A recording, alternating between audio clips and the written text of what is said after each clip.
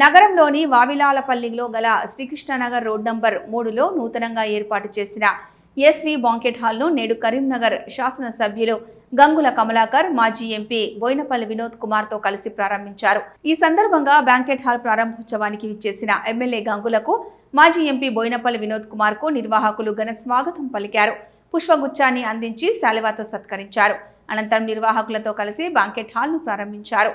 ఈ కార్యక్రమంలో ఎమ్మెల్యే గంగులతో పాటు మాజీ ఎంపీ బోయినపల్లి వినోద్ కుమార్, మాజీ ఎమ్మెల్సీ నారదాసు లక్ష్మణరావు, మాజీ ఎమ్మెల్యే రవిశంకర్, బీఆర్ఎస్ నగర అధ్యక్షులు చెల్లా హరిశంకర్, మాజీ కార్పొరేటర్ బండారు వేణు, బీఆర్ఎస్ నాయకులు, నిర్వాహకులు వేణు తదితరులు పాల్గొన్నారు.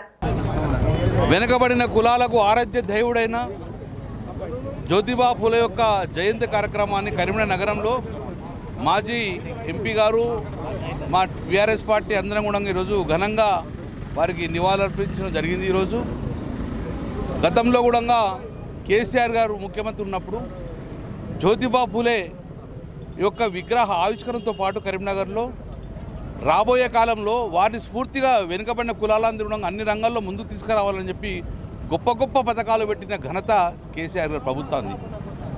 వెనుకబడిన కులాలు రాజ్యాధికారం రావాలి, సంఖ్యాపరంగా రాజ్యాధికారం రావాలని కోరుకున్న వ్యక్తి కేసీఆర్ గారు. ఈరోజు తెలంగాణలో కానీ భారతదేశంలో ఏదైనా వెనుకబడిన గురించి ప్రభుత్వాలు ఆలోచిస్తున్నారంటే, చేయాలని నిర్ణయం చేయాలంటే అప్పుడు ఆ జ్యోతిబా ఫూలే చేసుకున్న సంస్కృతవేత్త కాబట్టి ఒక సంఘ సంస్కరణవేత్త. వారే కాదు, వారి భార్య కూడా విద్య అందాలని చెప్పేసి మొట్టమొదటి టీచర్గా ఉన్న మహిళా టీచర్గా ఉన్న వ్యక్తి కూడా సావిత్రిబాయి ఫూలే గారు. అందుకే ఈరోజు బీసీలందరూ కూడా ఈరోజు ఒక పండగ వాతావరణంలో జ్యోతిబా ఫూలే యొక్క జయంతి కార్యక్రమం చేసుకుంటున్నాం. కాబట్టి డెఫినెట్గా రేపు రాబోయే కాలంలో మా పార్టీ కట్టుబడి ఉన్నది. ఈరోజు ఏదైతే బీసీలకు కోకాపటిలో ఇళ్ల స్థలాలతో పాటు దాంతోపాటు బీసీ గురుకులాలు కానివ్వండి, విద్య ఉండాలని చెప్పి బీసీ గురుకులాలు పెట్టే కానీ, కళ్యాణ లక్ష్మి కానీ అవన్నీ కూడా మా పార్టీ తీసుకున్నామంటే ఆ జ్యోతిబా ఫూలే యొక్క ఆశయాలకు అనుగుణంగా అవుతున్నాం. కాబట్టి రేపు రాబోయే కారణంగా మేమందరం ఆ జ్యోతిబా ఫూలే యొక్క ఆశయాలకు అనుగుణంగా పనిచేసుకొని రాబోయే కాలంలో వెనుకబడిన కులాలందరూ అన్ని రంగాల్లో ముందుకు మేము ప్రయత్నం చేస్తామని మరొక్కసారి ఈ యొక్క కరీంనగర్ ప్రజలకు, తెలంగాణ ప్రజలందరికీ కూడా జ్యోతిబా ఫూలే యొక్క జయంతి కార్యక్రమానికి శుభాభినందనలు తెలియజేసుకుంటున్నాం. పార్లమెంట్లో నేను కరీంనగర్ పార్లమెంట్ సభ్యుడిగా ఉన్న సందర్భంలో జ్యోతిబా ఫూలే గారికి భారతరత్న ఇవ్వాలని చెప్పి మా పార్టీ భారత రాష్ట్ర సమితి గులాబీ జెండా నీడలో పెరిగినట్టు మేమందరం కూడా ఈ దేశంలో వెనుకబడ్డ తరగతులకి ఇంకా చాలా అవకాశాలు రావాల్సిన అవసరం ఉంది. రాజ్యాంగంబద్ధంగా రిజర్వేషన్లు ఇవ్వవలసిన అవసరం ఉంది.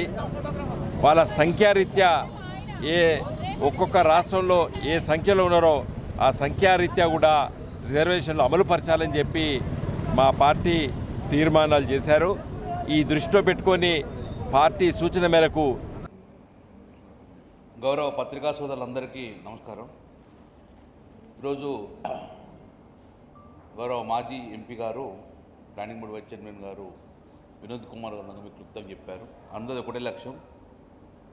కరీంనగర్ అంటేనే కేసీఆర్కు ఎంతో ఇష్టమైన జిల్లా అని చెప్పి చాలా సందర్భాల్లో చెప్పడం జరిగింది.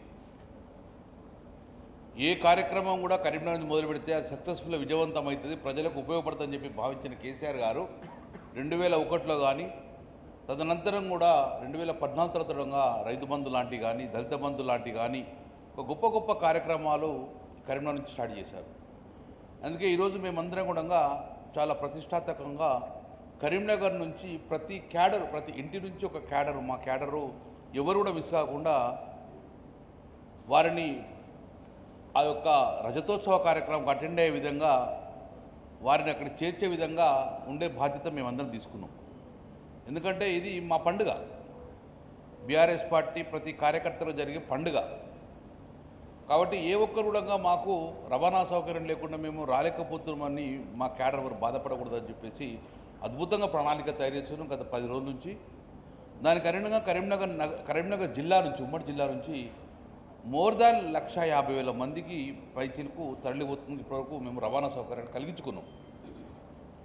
మేము గవర్నమెంట్ రిక్వెస్ట్ చేసాం, ఆర్టీసీలో యాజమాన్యంగా రిక్వెస్ట్ చేసాం. మా కరీంనగర్ జిల్లాకు 400 బస్సులు ఇప్పటికే కేటాయించడం జరిగింది ఆర్టీసీ. దానికి ఆల్రెడీ జనరల్గా కూడా డబ్బులు కట్టాము. మేము కూడా ప్రతి కాన్స్టిట్యున్సీలో కూడా మేము మీటింగ్ పెట్టుకున్నాం. వాట్ ఈజ్ అవర్ డిమాండ్ ఎంత ఉన్నదంటే బస్. ప్రెస్ మిత్రులకు అందరికీ పేరు పేరున నా నమస్కారాలు. ఈరోజు కరీంనగర్ జిల్లా భారత రాష్ట్ర సమితి నాయకత్వం మొత్తం కూడా 27వ తారీఖు నాడు జరగబోయేటువంటి బీఆర్ఎస్ పార్టీ 20 సంవత్సరాలు నిండిన సందర్భంలో జరుగుతున్నటువంటి సభ దిగ్విజయం కోసం మేము తీసుకున్న నిర్ణయాలన్నీ కూడా మిత్రులు గంగుల కమలాకర్ గారు సవివరంగా మీకు